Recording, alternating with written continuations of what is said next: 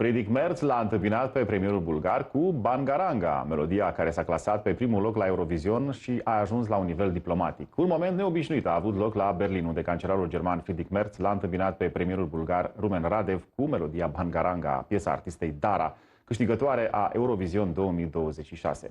Episodul a fost povestit chiar de Radev în cadrul unei întâlniri oficiale cu Dara la sediul guvernului din Sofia. Premierul bulgar a alertat că în timpul unei vizite recente în Germania i-a pus pe telefon prestația artistei de la Eurovision, gest pe care l-a interpretat drept o dovadă a impactului pe care victoria Bulgariei l-a avut în Europa.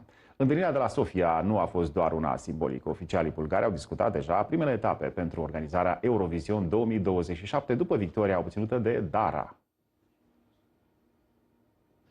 Дара, ти сигурно в този кратък период чу много неща за себе си, за които не си предполагала, но аз искам да добавя още едно.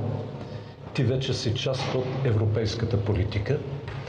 Преди дни бях в Берлин и канцлерът Мерц ме посрещна с Бангаранга, извади телефона си и ни пусна твоето изпълнение на Евровизия. Wow.